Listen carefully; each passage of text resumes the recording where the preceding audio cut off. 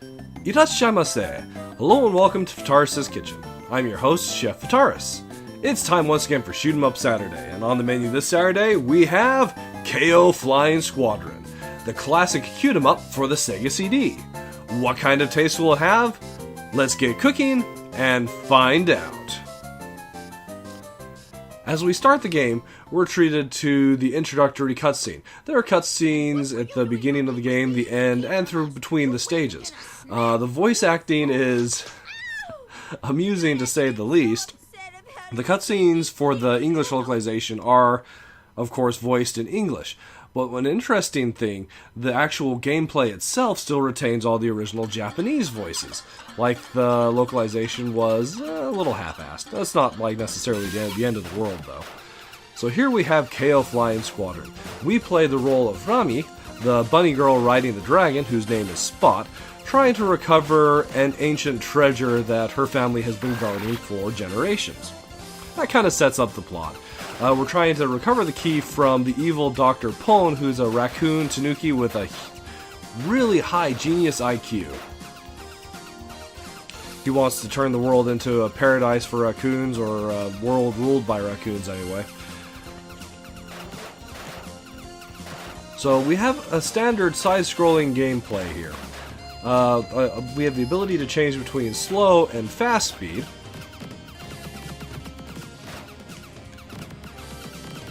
Which, an interesting thing about that, you can set how fast slow and how fast are in the option menu, between 1 and 5, so you can really customize your speed. In addition to that, you also can customize the location of your hitbox. There's 3 locations that we can set it to on Nami and Spot, either higher on Nami, in the middle between the two, or at the bottom, more in the center of Spot. It's a nice little bit of customization that's rare to see in a shoot 'em up. Just trying to take out this heavy, high damage absorbing sub-boss. This guy can take hits like no other.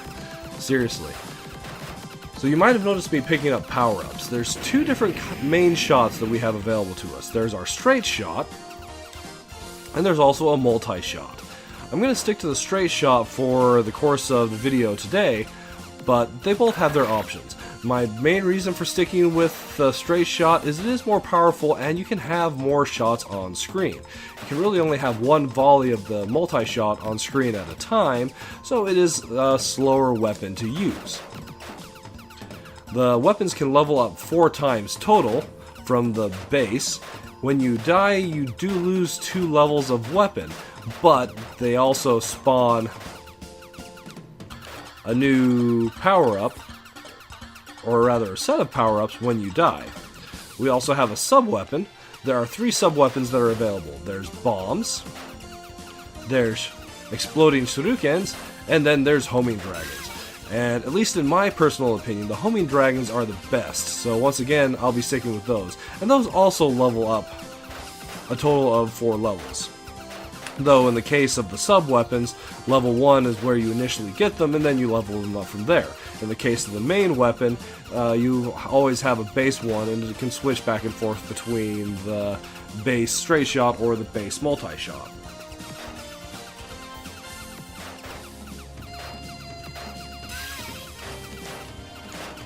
Yay, 1 up.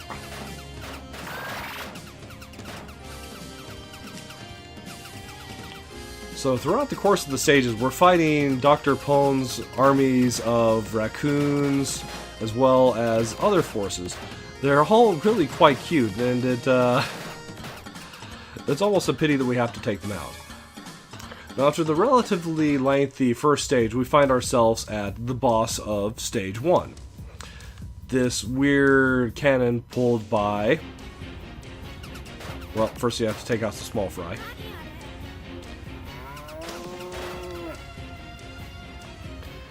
Now here we have like a cannon with a monkey on it, as well, or rather a cannon on a car pulled by an ox. And we have also a monkey throwing bananas at us, and a cannon firing flak shells. So one thing I haven't mentioned so far are our option dragons and the kamikaze attack. So we have an awesome kamikaze attack that deals high damage and also clears enemy bullets, but it comes at a cost of our dragon options. But if we need to recover dragon options after we've used them, all we need to do is stop firing, and after a few seconds, one will pop back into existence.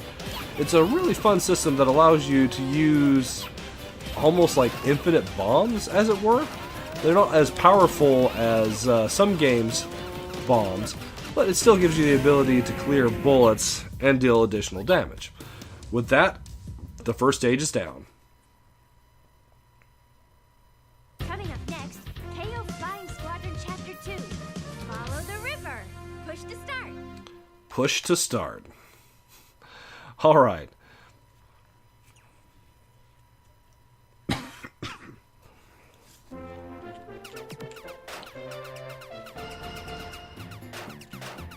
Starting in with stage 2. So we continue to see some really odd, bizarre monsters. Here we just have some birds with sunglasses attacking us. Now we have dogs flying on tatami mats, throwing bullets at us. These guys can be tricky as they take a couple shots to initially defeat. The first shot will knock them down a level, and then you have to hit them one more time to destroy them. But since I did die there, you saw that the game spawned a new item as well as a new or both a power-up for my main weapon as well as the sub-weapon. So although you do get lowered down a couple levels per death, the game is definitely being forgiving that way.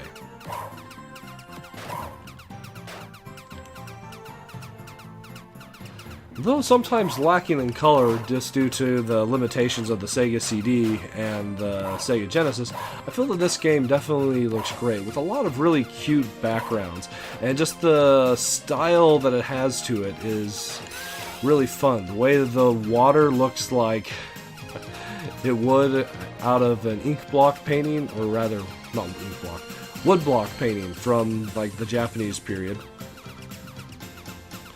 Is a really fun bit of the game to see. As we go down this waterfall, we see our little fish friend here valiantly trying to climb up the waterfall. And all these raccoons who are just diving into the water? Seems weird. Following the river, we encounter like a octopus stuck in a jar, throwing ink and one of his tentacles at us. Arms, whatever. If we hit the guy who's on top of him enough times, we'll defeat him. And then we just have to dodge octopus balls flying our way.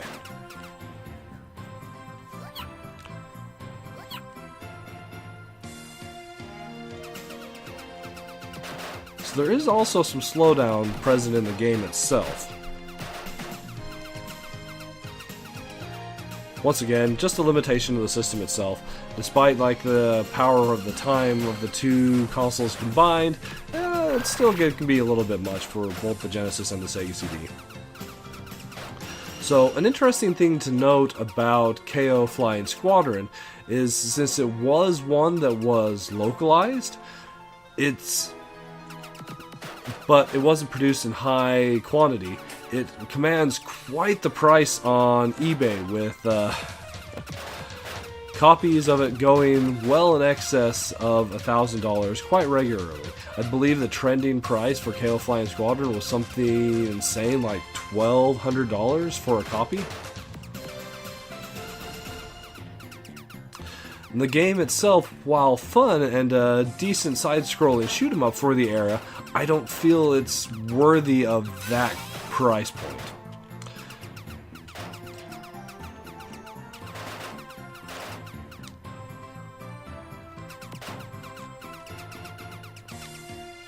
As there's not really anything different or surprisingly technical that the game has to it, aside from some, comic cutscene voice acting. Alright, so here we find ourselves at the boss of Stage 2, this little fish guy. He commands this big robot monster that we have to, well, we don't have to take out the robot itself first, but that lightning it fires can block our shots. So it's best if we destroy the top of the robot first, so we can just get our shots in on our buddy fish guy over there.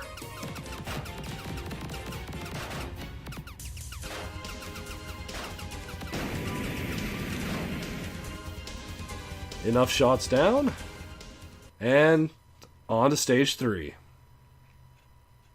Coming up next, Keio Flying Squadron Chapter 3. Inside the Silent Castle City. Push to start. Push to start. Alright, so let's start wrapping things up for today's video. Plus flavors. I definitely enjoy the really cute visuals that Keio Flying Squadron has. It's a fun game to just sit down and watch and play. And as far as side-scrolling shoot-em-ups are concerned, technically it's also really solid. Sometimes the game is unfair in terms of like just dropping enemies on your head or something like that, but for the most part I feel that it's an enjoyable play. Also, I really like some of the systems that are present here, like the ability to generate options just by ceasing fire, and then using those options as a powerful bomb mechanism is really neat. There's also the extra options that you have in the options that I really enjoy. The ability to customize your speed as well as your hitbox. There aren't very many shoot-em-ups that let you do that at all. So that's a big plus. And the music is actually really good for the title. The tracks vary from ones that are inspired by a more classic Japanese feel to some that are a little more modern, and it's all really fun. But minus flavor-wise, I feel like the levels are overly long, and there are times that they overstay their welcome. That's unfortunate. And also, as a plus or a minus, depending on your own personal preference, the voice acting and the cutscenes can be one of those things that's definitely a detractor, or to some, it might be a reason to play the title, to experience the terrible voice acting and the bizarre, like, alternate history, story, that sort of thing. Definitely on that one, your mileage may vary. Alright, so I can definitely recommend that if you like shoot-em-ups, and shoot-em-ups in particular, that you find a way to play Keio Flying Squadron. But I can't recommend that you pick it up at the prices that it's available for on eBay, unfortunately. This game, while fun, is not worth $1,200. Alright, well, that should just about wrap it up for this week's episode of Shoot 'em Up Saturday. As always, I want to thank you so much for coming out and joining me, and I look forward to seeing you again next week.